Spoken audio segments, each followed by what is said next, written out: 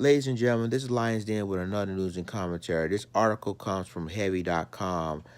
Albert Wilson, 5 facts you need to know. Um, for those of you who don't know who he is, Albert Wilson, um, he's now been convicted. He's going to serve 12 years of raping a 17-year-old girl, and he was a former University of Kansas student, right?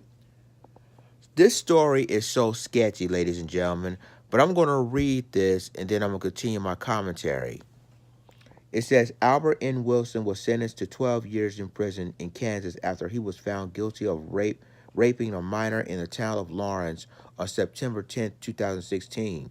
Wilson, 23, is a former student at the University of Kansas with no prior criminal history. The victim was in the area to visit a cousin who attended the University of Kansas, which is located in Lawrence. She was 17 years old on the night in question. Wilson was 20 years old. The victim lived in Kansas City area and was a high school student at the time. Okay, the article I'm about to read to you guys is very sketchy. So I hope you guys be ready for it. It's going to be a very sketchy story. The pair met in a bar named the Jayhawk Cafe, more specifically in the downstairs section of the bar known as the Boom Boom Room. Get this. Wilson got into the bar thanks to a friend's ID while the victim was not carded. And I'm going to stop you right there. Number one, how can a 17-year-old girl enter in the bar without even question or ask for her ID?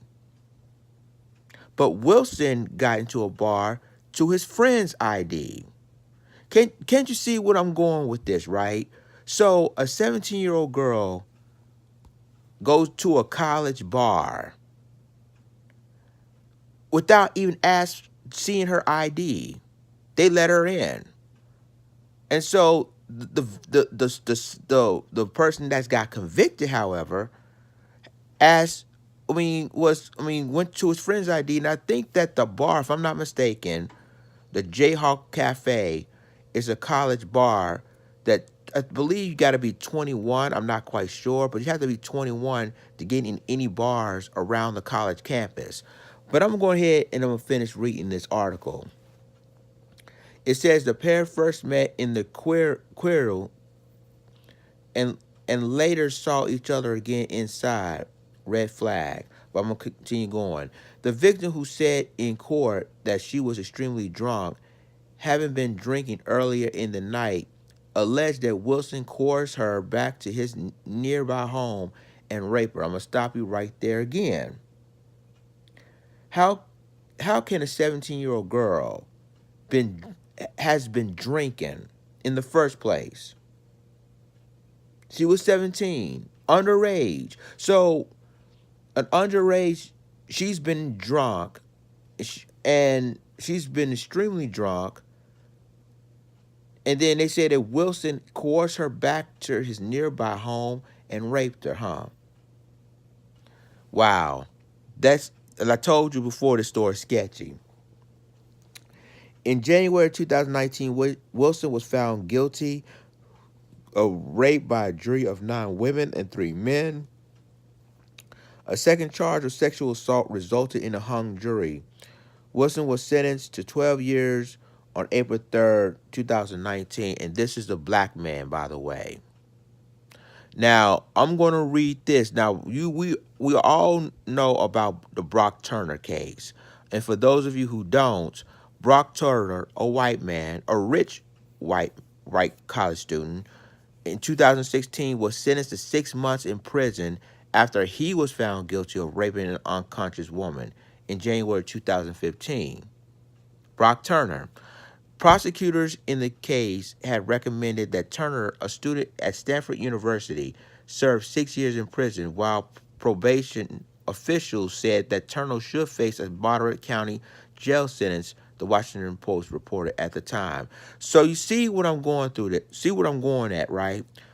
This brother, who didn't have any criminal record whatsoever, has been sentenced to 12 years for raping an underage girl who was 17, which, by the way, she shouldn't even be in the bar in the first place, let alone she was drinking at 17, which means she was an underage drinker. So all this, and so yeah, he served 12 years, but Brock Turner only served sentenced to 6 months. I'm shaking my head with this. So this is continue. I'm reading this article continuing. Wilson was sentenced on the lowest end of Kansas sentencing guidelines for rape. Right. Um. So here we go.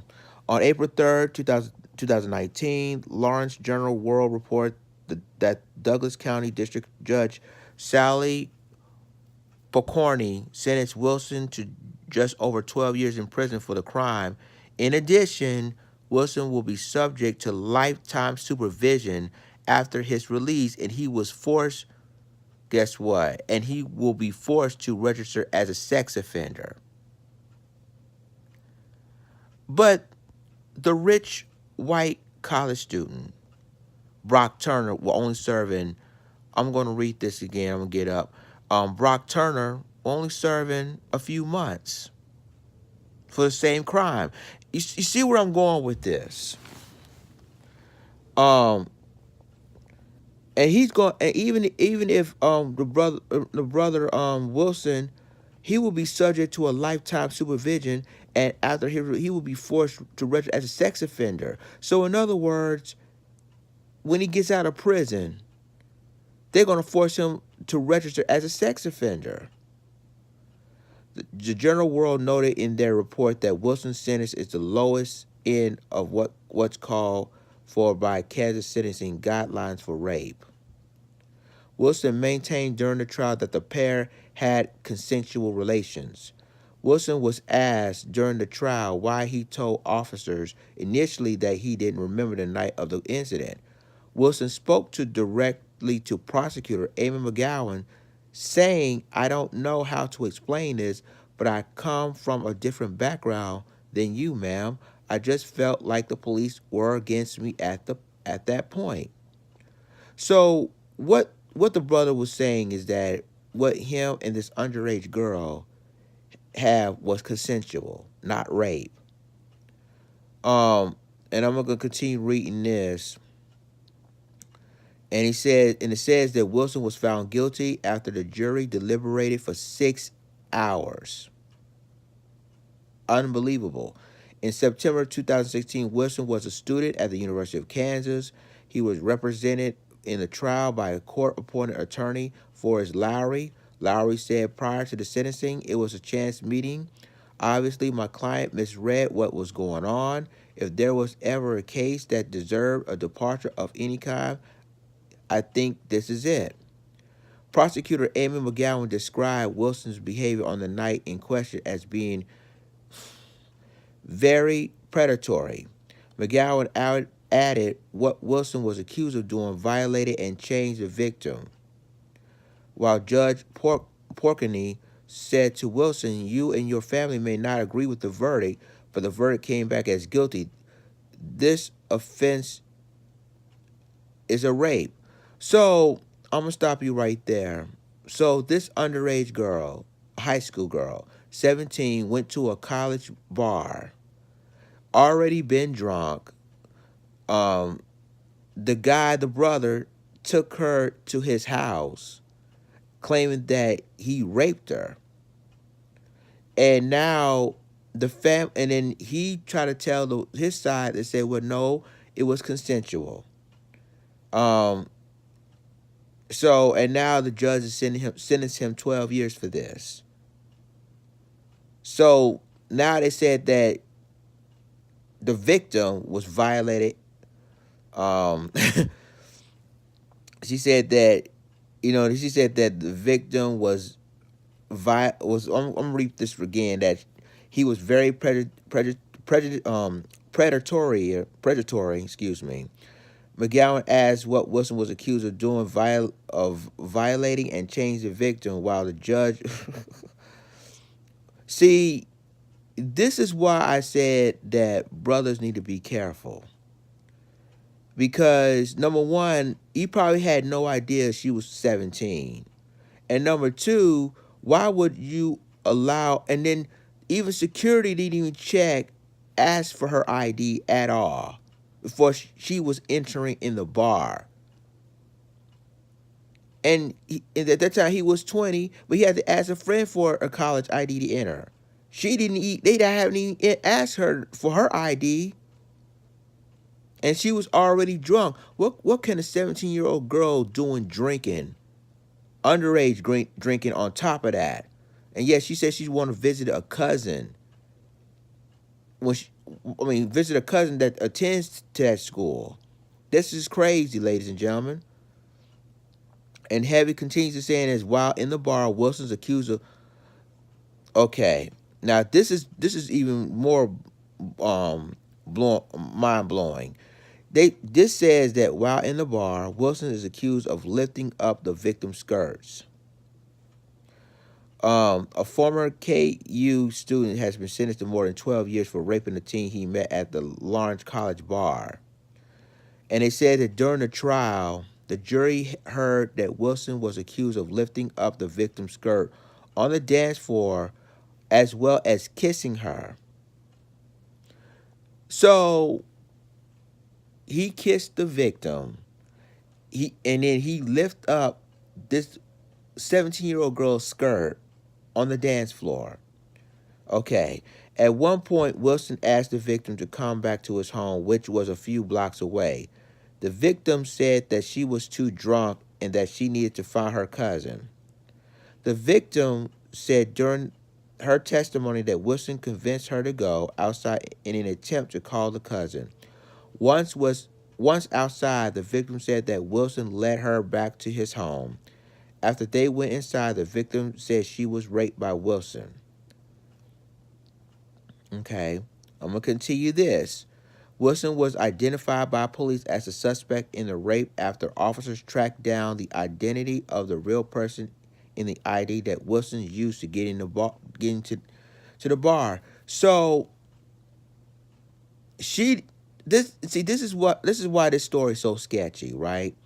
So, and I'm gonna repeat this again. How can a university like Kansas University allow anyone under the age of 18 in a bar, and they haven't even asked for her ID?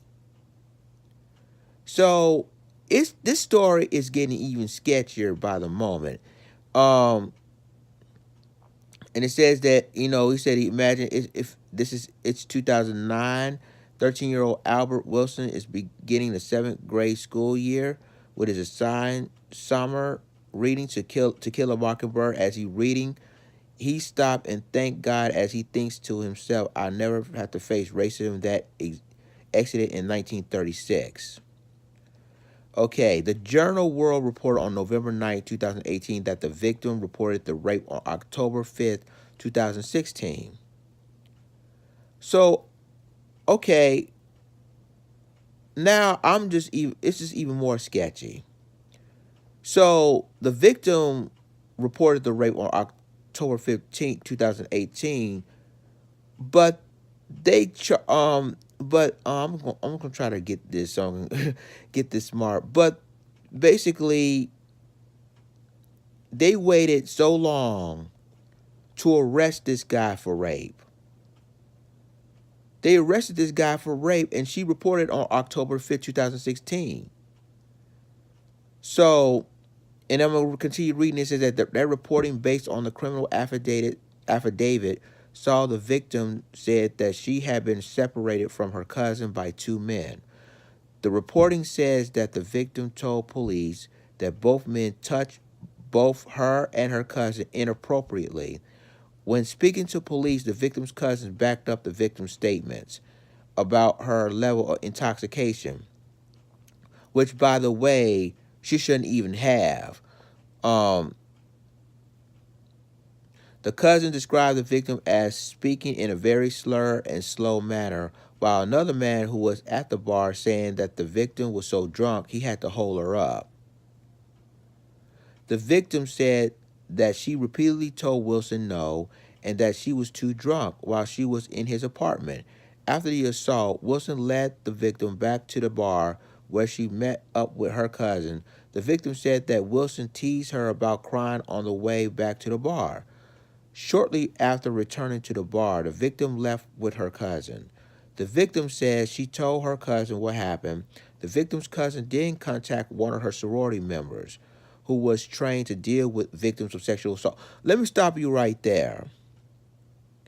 If she was raped, why call why you contact the sorority members? Why can't they call campus police? See, this is why I said that this story is so sketchy. If you were raped, right? And why can a person need to call the police and then they have to go to the hospital and check and make sure that and that's the thing about rape victims. If they were raped, shouldn't they go to the hospital and first you got to go to the hospital, make sure that from a nurse or a doctor, make sure that everything they said it was confirmed that she was raped, and then call campus police and tell what happened. They didn't do this in this case. And I'm gonna continue reading this. It's about that, she contacted one of her sorority members who was trained to deal with victims of sexual assault. The victim told the court during the trial that she told her cousin that she was too tired to talk about the incident and went to bed. So you telling me that you was raped and then you told your cousin. Your cousin told a sorority sister of hers that deals with rape. It deals with rape victims. Instead of calling the campus security or campus police. See, this story is kind of sketchy already. So, okay, I'm gonna continue reading this. It said that the sorority member who spoke with the victim said that she knew the victim had been drinking, but said that she didn't seem drunk later in the night. So they claiming that she was intoxicated, which and how can like I said, underage drinking, drunk, but yet she didn't seem drunk later that night. The sorority member did say that the victim looked disheveled and had been crying. This is getting better. This is getting better and better each day, ladies and gentlemen. And it says Wilson has admitted the pair had engaged in sex acts, but not penetrative sex. A scientist with the Kansas Bureau of Investigation testified during the trial that Wilson's DNA in the form of his saliva on the victim's body that came from when Wilson kissed the victim. No seminal fluid was found. So he was kissing the victim. And this is why I say he's serving 12 years for kissing. This is crazy. And it says, and continues says, no seminal fluid was found. The swab used in the analysis were taken from the victim on the day after rape took place, according to the Lawrence Journal World reported on January 9th.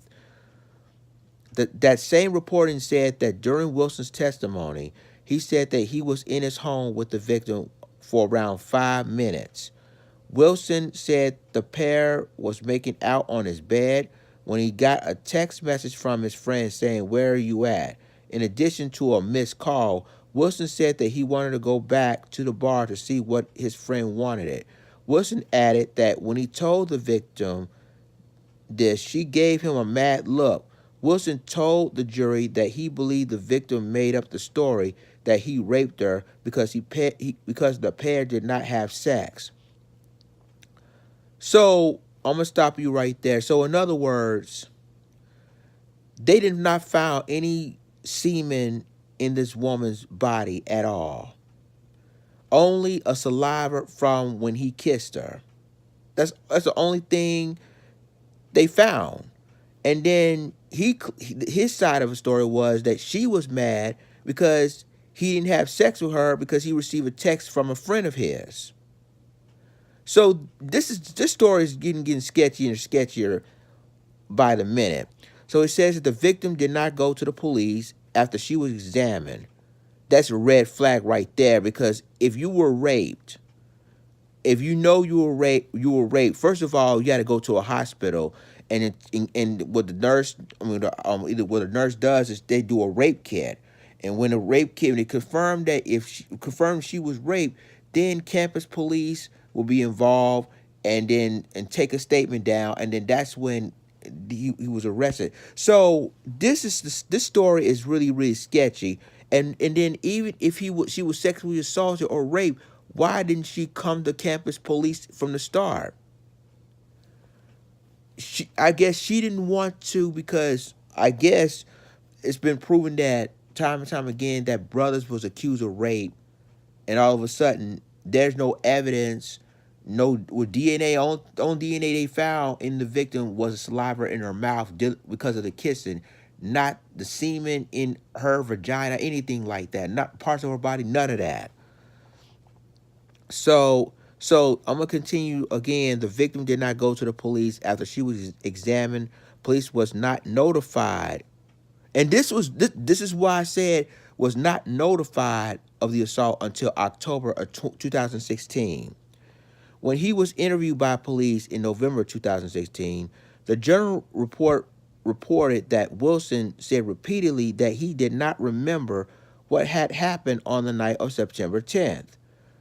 Okay, now the alleged rape happened on September 10th. And then they said that they did not police have wasn't notified until October 16th. Why, if she was raped, why didn't she come to police right then and there? See, I knew this is why I knew this story is really sketchy. After being indicted on rape charges, Wilson was free on a $75,000 bond. So so now there's been a GoFundMe page for Wilson, you know, at first, request of his appeal, and it's reported that now it's been deleted. So again, they said a GoFundMe account has been set up to help Wilson's family pay for his appeal, has been deleted by the crowdfunding organization. At the time it was deleted, the page has been raising 2,520 of a $50,000 goal. That page said that Albert faced an all-white jury. And another red flag. Another section of the blur said there was no DNA evidence linking him to the crime. The page also referred to Wilson as aspiring journalist and college student. At the time of his arrest, Wilson was studying to become a sports journalist as an online student with the University of Kansas. GoFundMe later said that the campaign was in violation of their policy for being in support of or for the legal defense of alleged crimes associated with hate, violence, harassment, bullying, discrimination, terrorism, or intolerance of any kind. That's a bunch of bull crap, because basically if there's been GoFundMe accounts for people like George Zimmerman, for example, and yet they raise money for that, but yet you want to close this account down to try to fight for his innocence. That's bull crap right there. But I'm going to continue reading this article. It says that the page also noted that the retention fee for appellant lawyer is between $15,000 and $20,000.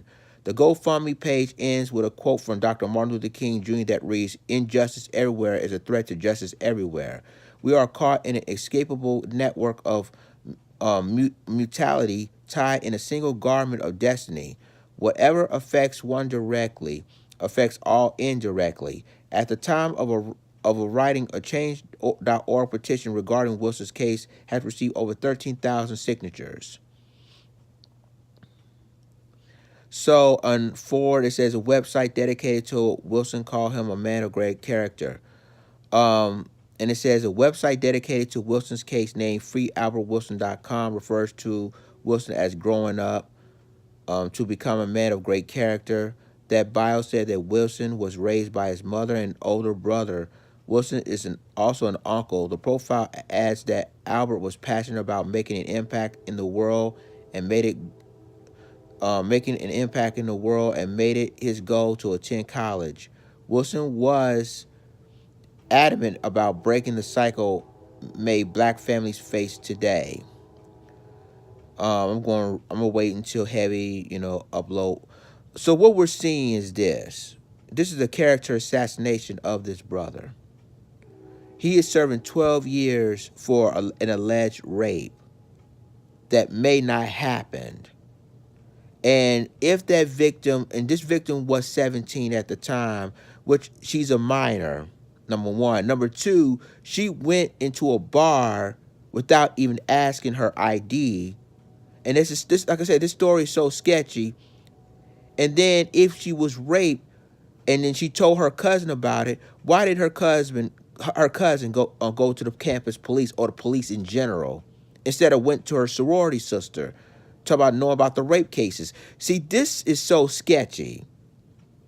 And then in reporters, the all-white jury found this guy, found this man guilty of rape. And then even after that 12 years, he's going to be out and forced to be registered as a sex offender. If this isn't miscarriage of justice, I don't know what is. I'm going to continue reading this. It said the Journal World report from the day that Wilson was sentenced noted that he had many supporters in the courtroom. Wilson's attorney noted that they will all speak to Wilson's character. The article mentioned that Wilson played football at Wichita Southeast High School before attaining an associate's at a local community college and then going on to the University of Kansas. So, okay, and this is another sketchy story. Now, they said that the victim's mother said her daughter suffered from PTSD after the incident.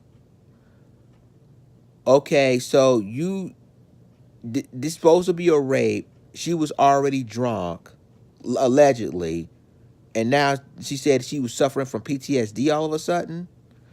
Okay, the victim's mother testified during the trial that her daughter had suffered from serious emotional problems after the incident.